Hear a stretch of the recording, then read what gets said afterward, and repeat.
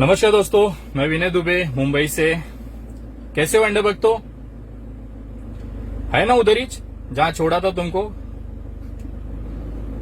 तुम लोग बहुत मस्त देखते हो रे। मेरा क्या है ना, तुम लोग जिस दिन बंद हो गए उस दिन मेरा दुकान शटर डाउन हो जाएगा। तुम लोगों को उंगली करते रहता हूं, तुम लोग मेरा फ्री में प्रचार करते रहते हो। आज मैं तुमको ऐसी ऐसी चीजें दिखाने वाला हूं ना, क्यों तुम्हारी औकात। तुम लोग बोलते थे ना विनय दुबे की क्या औकात है। आज मैं तुम्हारी औकात लेके आया हूं। तुम्हारे ही भारतीय जनता पार्टी वाले तुम्हारे किस हिसाब से देखते हैं, तुम्हारी औकात भाजपा में क्या है वो मैं आज दिखाता हूं। तुमको आईना दिखाता हूं। तुम्हारी असली औकात क्या है वो आज मैं दिखाने आया हूं।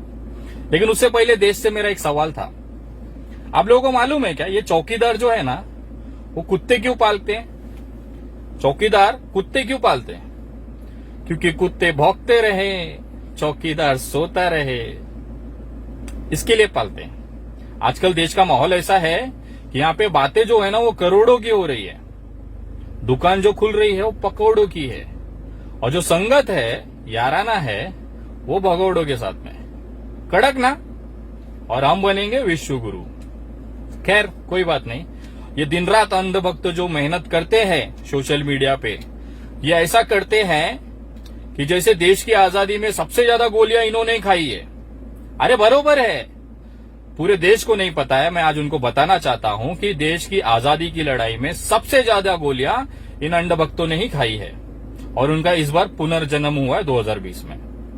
इन्होंने गोलियां खाई थी दस्त की, जुलाब की। जब बाहर हमारे दादा परदादा लड़ रहे थे ना, तब ये घरों में इनका जुलाब चालू था और ये दबा के गोलियां खा रहे थे। समझे? अगर लड़ते लड़ते ये social media WhatsApp, Facebook, Twitter पे अगर अंधभक्तों का अगर समझो दुखद देहांत हो जाए, तो मैं भारत सरकार से निवेदन करता हूं कि इनको ना चौकीदार चक्र से सम्मानित किया जाना चाहिए भविष्य में, क्योंकि बेचारे जो थे ना बहुत मेहनत करते थे। चौकीदार चक्र मिलना चाहिए भाई। मेहनत करो, आवाज उठाओ। दूसरा, इनको ना सबसे ज्यादा रुचि जो रहती है ना, इंटरेस्ट, वो दूसरे के बापों में रहती है। पता नहीं इनको क्या खुजली है। दूसरे के बाप को पता करने में ना ये बहुत इंटरेस्ट लेते हैं कि किसने किसको पैदा किया, कहां से पैदा हुआ, किसने किसने मेहनत की। इस पे ये लोग का फुल इंटरेस्ट रहता है। दिन भर ये लोग इसी पे लगे रहते हैं। एक्चुअली ऐसा होता है ना, प्रॉब्लम है इनका ना, थोड़ा सा मानसिक प्रॉब्लम है। जिनको अपने खुद का बाप पता नहीं होता है ना, उसको दूसरे के बापों में ही अपने बाप को समझने लगते हैं। खोजते रहते हैं दिन रात, ये मेहनत करते रह के कि मेरा असली बाप कौन है। इसके लिए ये हर व्यक्ति से पूछते रहते हैं, विनय दुबे तुम्हारे बाप का नाम बताओ, विनय दुबे तुम कहां से पैदा हुए बताओ। तो एक काम करो रे, जिसको भी ये सवाल है ना मेरे अपने मन में तुम्हारे कि विनय दुबे किसकी औलाद है, तो जरा गूगल पे जाने का और वहां पे लिखने का विनय दुबे फादर नेम। आय हाय हाय, बेचारे इंग्लिश में बोल दिया रे। पल्ले पड़ा कि नहीं पड़ा अंडभक्तों? चलो हिंदी में, सॉरी, मैं थोड़ा सा भूल जाता हूँ, फ्लो में आ जाता हूँ ना। तुम्हारे हिसाब से बात करता हूँ, तुम्हारे लेवल की।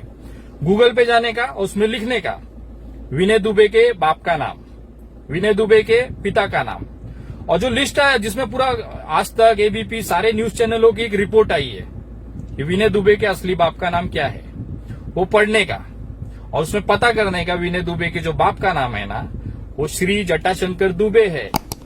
अब तुम्हारे जैसे मोहल्ले भर की मेहनत नहीं है ना अपने पास। अपना तो एक ही बाप है और वही सर आंखों पे है। ठीक है? और जो भी ये भड़वे थे ना, विनय दुबे मुसलमान की औलाद, पता नहीं क्या क्या नाम डाल के भेजे थे। मैं तुमको एक खुला चैलेंज देता हूं रे, अगर तुम सही में एक बाप की औलाद है ना, और सही में तुम्हारी मां ने तुमको दूध पिलाया है ना, तो ये साबित करो अभी तुम। और अगर साबित नहीं कर पाए ना भड़वो, तो समझ जाना पूरे मोहल्ले ने शहनाई बजाई थी भारत में। ठीक है? पूरे मोहल्ले ने, कोई नहीं छूटा। आना पीना आगा पीछा सब शहनाई बजाए। और खुला चैलेंज देता हूं तुम्हारे पूरे सरकार को, तुम्हारी पूरी फौज को। कौन सी फौज? अंधभक्तों की फौज को, कि तुम्हारे पिछवाड़े अगर दम है ना, तो ये साबित करो कि विनय दुबे मुसलमान है। और अगर नहीं साबित कर पाए, बस वही मोहल्ले भर की शहनाई। ठीक है ना? अब आते हैं असली मुद्दे पे। मैंने अपनी वीडियो में बोला था कि भारतीय जनता पार्टी जो है ना, वो उसको बाप दादाओं ने 70 सालों तक वोट नहीं दिया क्योंकि उनकी औकात नहीं थी देश संभालने की। क्या गलत बोला था? और इस पे जो अंधभक्त थे ना, जिनको कुछ पता नहीं होता है, अरे कम से कम जिसकी रोटियां खा रहे हो, जिसके 10 पैसे प्रति पोस्ट पे पल रहे हो, जिसके 2 रुपए प्रति ट्वीट पे पल रहे हो, अरे कम से कम उसका इतिहास भूगोल तो पता करो। अरे तुम्हारा बाप कौन था, दादा कौन था, ये तो पता करो। भारतीय जनता पार्टी का पहले का नाम था जनता पार्टी और उससे पहले का नाम था भारतीय जनसंघ, जो 1951 में पैदा हुआ। ये जो पार्टी थी ना 1951 में पैदा हुई। अभी मैं बोलूंगा तो तुमको यकीन नहीं आएगा। नहीं हूं मैं, फेंकने से याद आया, मैं भी सोच रहा हूं ना एक 50 लाख करोड़ रुपए के पैकेज की घोषणा कर देता हूं। क्या है ना, माना अंधेरा घना है, फेंकना कहां मना है। ठीक है कि ज्यादा फेंकू? जितने भी लोगों ने मुझे कमेंट किया था ना मेरे फेसबुक पेज पे, वो सारे स्क्रीनशॉट मार के मैंने आईटी सेल को ही फॉरवर्ड कर दिया कि भाई देखो तुम्हारे अंडभक्त क्या कह रहे हैं। अरे कम से कम ट्रेनिंग तो अच्छे दो। 10 पैसा प्रति पोस्ट देते हो, कम से कम अपने बच्चों को ट्रेनिंग तो दो।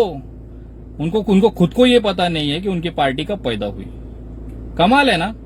और ये दुनिया को घूम घूम के देश का इतिहास, धर्म का इतिहास बताते हैं। अरे झंडू एक बात बताओ रे, तुम लोग जिस तरह से बोलते हो विनय दुबे हिंदू विरोधी है, भारतीय जनता पार्टी का विरोध करना मतलब हिंदू का विरोध नहीं होता है, और बीजेपी का विरोध करना मतलब हिंदुत्व विरोधी हो ऐसा नहीं होता है। ये मैं बोलूंगा तो बुरा लगेगा। लाया हूं तुम्हारे लिए गिफ्ट डायरेक्ट आरएसएस से। जरा सुनो, आरएसएस के हमारे माननीय जोशी जी जो महासचिव है वो क्या कह रहे हैं। आज तुम लोग मुंह के बल गिरोगे रे अंडभक्त। तो आज तुम्हारी तबियत से तुम्हारी बात तुम्हारे मुंह पे ही मारूंगा। मैं तो कुछ बोल ही नहीं रहा हूं। भारतीय जनता पार्टी का विरोध करना मतलब हिंदुत्व का विरोध या हिंदू का विरोध है, ऐसा नहीं है। ये मैं नहीं बोल रहा हूं, ये आपके आरएसएस जिन्होंने भारतीय जनता पार्टी को आज इस लेवल पे लाया है उस संगठन खुद कह रही। मैं ऐसा क्या कर दिया जो हिंदू विरोधी हो गया? मैं सिर्फ भाजपा विरोधी हूं, कट्टर हो भी। और भाजपा का मतलब हिंदू धर्म नहीं है, ये मैं नहीं बोल रहा। पिछली वीडियो में देखा ना आरएसएस के जोशी जी क्या कह के गए। और तुम लोग तो उनके भी नहीं हुए रे। एक्चुअली तुम लोग का प्रॉब्लम क्या है ना, तुमको हिंदुत्व का डेफिनेशन ही नहीं पता है। हिंदुत्व कहते किसको हो यही नहीं पता है। मैं विनय दुबे ना कट्टर हिंदुत्व पे चलता हूं, कट्टर हिंदुत्व पे। और हिंदू राष्ट्र के लिए मैं सबसे पहले आरएसएस की जो विचारधारा है उसको मैं सलाम करता हूं, क्योंकि जो उन्होंने बताया, तुम लोग तो उनके भी नहीं हुए रे अंडभक्तो। तुम काय के देशभक्ति और हिंदुत्व का मुखौटा लेके घूमने वाले रे। तुमको तो खुद को नहीं पता हिंदुत्व होता क्या है। मैं मानता हूं एक बात को कि भारतीय जनता पार्टी के अंदर ना एक मर्द अभी भी जिंदा है जो सीना ठोक के ना आपकी बात आपके मुंह पे बोलता है। भले वो दुनिया के भारतीय जनता पार्टी के लिए बुरा लगे, लेकिन देश में आज भी उनका एक अलग सम्मान है। और वो सम्मान ना वो मोदी जी और अमित शाह और बाकी जो उनके चेले चपाटे हैं ना, उनसे बहुत ऊपर है। अगर मैंने ये शब्द कहा कि मुसलमानों के ऊपर आप आंख उठा के, जो दूर की बात है आप उस पर उंगली छू के दिखा दो, हम लोग अपनी सीना आगे करके खड़े हैं। ये बात भारतीय जनता पार्टी में कहने वाला केवल एक मर्द इंसान है, वो है राजनाथ सिंह। मर्द आदमी डायरेक्ट बोलता है। और हम अभी यही चीज मैं बोला थोड़ी देर पहले तो मैं मुल्ले की औलाद हो जाता हूं, देशद्रोही हो जाता हूं। लेकिन भारतीय जनता पार्टी के इनके नेता ही इनके मुंह पे पेशाब करे, वो अमृत, वो चरणामृत, उसको मस्त बोतल भर भर के पियेंगे, है ना। मतलब खुद का बाप करे तो बाप, दूसरे का बाप करे तो नाजायज बाप। कड़क ना बेटा, यही तुम्हारी असली औकात है। आज का वीडियो लेने का मतलब यही था। और आपको पता ये पूरे देश में हो क्यों रहा है? अचानक से ये सब माहौल बनाया जा रहा है। जो लोग भी आवाज उठा रहे हैं उनको जेलों में डाल दिया जाता है। जो भी सरकार के नीतियों से सवाल पूछे उसको मुसलमान बना दिया जाता है। अरे यार, मुझे कभी कभी लगता है ये जो अंधभक्त है ना, ये जितना प्रचार इस्लाम का करते हैं ना, शायद उतना तो मुसलमान भी नहीं करता होगा। इन अंधभक्तों को जो अपने नाम के आगे शिव भक्त, राम भक्त, हिंदू और पता नहीं क्या क्या कट्टर ये वो लिख के रखते हैं, वो लोग दिन रात अपने पोस्टों पे कमेंटों में जाके इस्लाम के कुरान के पवित्र ग्रंथ कुरान में ये आयात, ये सूरा, अरे अपने भागवत का भी, अपने रामायण का भी आपको पता है क्या कितने श्लोक हैं? दिन रात आप लोग इस्लाम का प्रचार करते रहते हो। मुझे कभी कभी डाउट होता है, ये साले अंधभक्त साले इस्लाम के प्रचार के लिए हिंदू धर्म का इस्तेमाल कर रहे हैं कि क्या हो रहा है? अरे जितना तुम लोग इस्लाम को देने के लिए बात करते हो ना, प्रचार करते हो, उतना अगर अपने हिंदू धर्म का प्रचार किए होते ना, तो सही में आज पूरा देश अपने हिंदू धर्म को सलाम कर रहा होता। करते हैं, लेकिन तुम जैसे जाहिलों की वजह से ना गालियां पड़ती हैं। देखा मैं एक हिंदू नाम का, कट्टर हिंदू, पता नहीं क्या तो नाम था वो बंदे का, मैंने भेजा है साइबर सेल को, वो स्क्रीनशॉट, उसकी लिंक भेजी है मुंबई पुलिस को। उस बंदे ने उसमें लिखा कि तुम्हारा जो मोहम्मद है ना, वो कुछ गलत शब्द इस्तेमाल किया, और तुम सारे मुल्ले जो है ना, वो हलाला की पैदाइश है, ऐसा लिख के उन्होंने पोस्ट किया, कमेंट किया। और एक मुस्लिम अंधभक्त, क्योंकि वो भी माँ बहनों की गाली दिया ना, तो मेरे लिए वो भी अंधभक्त है। मुस्लिम हो हिंदू हो कोई फर्क नहीं पड़ता है, जो माँ बहनों पे आ जाता है ना, वो अंधभक्त है मेरे हिसाब से। तो उस मुसलमान भाई ने बताया, वहां पे लिखा कि हलाला का ना जो शुरुआत है वो तुम्हारे हिंदू धर्म से शुरू हुआ है, क्योंकि द्रौपदी के 5 पति थे। कितना गंदा लगा। उसकी मैंने कंप्लेन ना साइबर सेल में की है, दोनों के खिलाफ। और इन साले चूतियों की वजह से ना हमारे सीता मैया पे, हमारे देवी देवताओं पे, इनके मोहम्मद पे, इनके नबियों पे लोग गाली गलौज करते हैं, एकदम खाली, एकदम बोलते हैं ना नीचे जाके गाली गलौज होती है। एक बात बताओ, ये कैसा धर्म का प्रचार है? ये तुम्हारी वजह से, अंधभक्तों की वजह से हमारे हिंदू भगवानों पे गाली गलौज होती है, और तुम हिंदू, कट्टर हिंदू हो, और मैं उसका विरोध करूं तो देशद्रोही और हिंदू विरोधी हो गया। वाह। मैं अगर आज की तारीख में, सरकार अगर कहती है एग्जाम्पल कि तुम मजदूरों का ध्यान रखो, मजदूरों को संभालो, उनको भोजन करो, उनको यात्रा करने के लिए मदद करो, सरकार अगर हमसे कहती है, और यही सवाल अगर हम सरकार से कर देते हैं कि आप मजदूरों को, उनको भोजन दो, उनको यात्रा करने के लिए व्यवस्थाएं करो, तो हम देशद्रोही हो जाते हैं। कड़क ना, मतलब अपना ही नियम अपने ही पिछवाड़े डाल लेने का। अगर हम सरकार हमके कहे कि अपने आसपास लोगों को भोजन खिलाओ, मदद करो, और यही चीज सरकार से हम बोल दे कि भाई गरीबों के लिए, मजदूरों के लिए भोजन की व्यवस्था करो, तो हम देशद्रोही हो जाते हैं। कड़क नीति है ये लोग की। और भारतीय जनता पार्टी ये हमेशा से उद्योगपतियों की रही है। ये बात मैं नहीं कह रहा हूं, ये बात खुद अमित शाह जी कह रहे हैं कि जो लोन माफी या फिर जो भी उनके सहूलियत है, वो केवल उद्योगपतियों को मिलेगा, किसानों को मिलेगा नहीं, मजदूरों को उसका फायदा मिलेगा नहीं। ये मैं नहीं कह रहा हूं, ये खुद अमित शाह जी कह रहे हैं, अपने मुंह से कह रहे हैं। जरा आप इसे सुनिएगा कि अमित शाह जी उद्योगपति है, जो भारतीय जनता, मैं हमेशा कहता हूं, ये जो भारतीय जनता पार्टी है ना, ये अमीरों की सरकार है, ये गरीबों के लिए कुछ नहीं करेगी।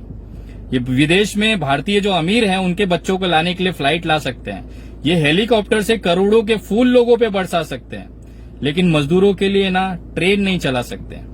ये 20 लाख करोड़ रुपया देंगे उन लोगों को जिनसे ये 700 रुपए का रेलवे टिकट लिया है मजदूरों से, 20 लाख करोड़ का झुंझुना दे दिया है। लेकिन ये आपको 20 लाख करोड़ उसी तरह से पहुंचेंगे जिस तरह से 15 लाख रुपए आपके अकाउंट में जमा हुए हैं। बस वही हिसाब किताब है। और आज के डेट में मजदूरों की जो हालत है, वो देखने के बाद रोना आता है, रोना, कि कैसा कोई इंसान जिसको हमने राजा उस गद्दी पे बिठाया, क्या उसको दिल नहीं है क्या?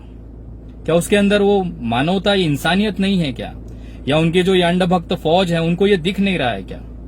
मैं आज एक इनाम घोषणा करता हूं, जो भी अंधभक्त अपने पोस्ट पे, या कोई भी भारतीय व्यक्ति या कोई भी व्यक्ति मुझे वो पोस्ट दिखा दे अंधभक्तों की, जिसमें उसने मजदूरों के लिए आवाज उठाई हो, अपनी सरकार से पूछा हो, सवाल पूछा हो, अगर ऐसा कोई अंधभक्त है तो विनय दुबे भीख मांग के उसको 50,000 रुपए का इनाम देगा। भीख मांगे, मेरी औकात नहीं ना, तो भीख मांग के दूंगा मैं। 50,000 रुपए का इनाम मैं घोषणा करता हूं आज, कि जो भी ऐसा व्यक्ति अंधभक्तों की पोस्ट ऐसा दिखा दे जिसमें मजदूरों के लिए उन्होंने सरकार से सवाल पूछा है, आवाज उठाया है, उस व्यक्ति को 50,000 रुपए का इनाम दूंगा मैं। रखो, धर्म के नाम पे गाली गलौज करते रहो, उनको समय ही मत दो कि वो मजदूरों के बारे में सोच सके। लेकिन वो भूल चुके हैं, अब देश की हवा बदल रही है। आप कहते हो आत्मनिर्भर बनना है, मैं आपको कुछ क्लिप्स दिखाता हूं वीडियो, मोदी जी उसको देखिए और आपको पता चलेगा कि इसमें इतना आत्मनिर्भर रहना ठीक है या इससे ज्यादा होना है।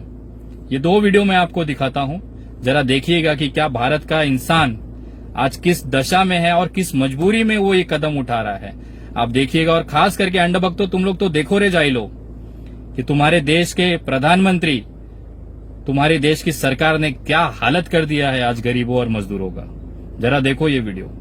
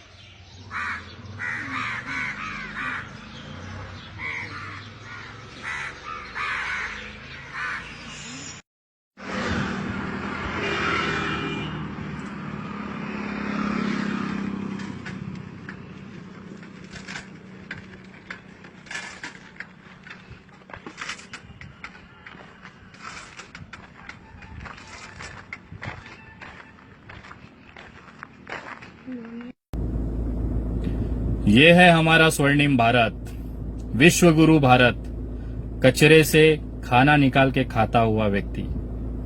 ये है असली भारत, ये है जमीनी हकीकत, जिसको छिपाने के लिए पूरे देश की सरकारें लगी हुई हैं और नहीं चाहती हैं। वो एक दूसरे का आरोप दूसरे पे डाल देती हैं, लेकिन अपनी जिम्मेदारी से कभी भी ये नहीं बोल पाती कि हाँ ये हमारी फेलियर है। और पूरा जनता देख रही है, पूरा देश देख रही है जिस तरह से आप लोग देश चला रहे हैं ना।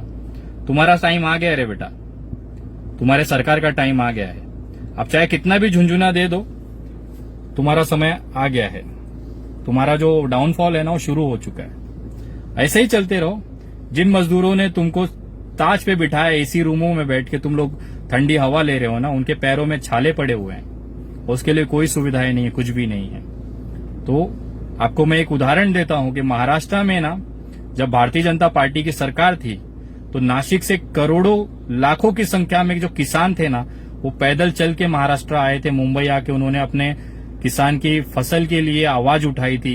उनके पैरों में छाले थे, चमड़े फट गए थे, खून निकल रहा था, लेकिन उसके बावजूद वो किसान पैदल चले और मुंबई तक आए।